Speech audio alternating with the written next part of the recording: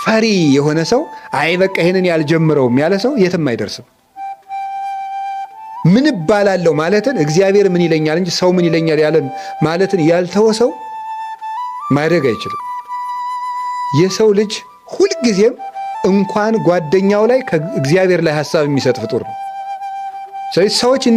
ሰዎች ስለሚያወሩት ጉዳይ መጨነቅ ሳይሆን እኔና እግዚአብሔር እንዴት ሆነን እየኖርን ነው የሚለውን ነው ማሰብ።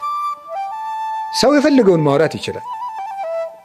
እኛ ግን መስራት ያለብን የራሳችን። ስለዚህ ከፈሪነት መጠበቅ፣ ሰው ምን ይለኛል የሚለውን ወይም እንዲህ ቢገጥመኝሳ፣ ብዋረድሳ፣ ሬባስ አልነካካ፣ ይሄን ባደርገውሳ፣ ቢበላሽብኝሳ፣ ይሄን ብናገርሳ፣ እነገሬ ቢተቹኝሳ፣ እንዲህ ብሰራሳ፣ እንዲህ ቢሆንብኝሳ። የፈሪነት ነው። ምንድን ነው ያለ? መክሊቴን እነግዳለሁ ስል የባልት ሌቦች ቢወስዱብኝሳ ነበር ያለ። ፈሪ ሰው አያፈራም።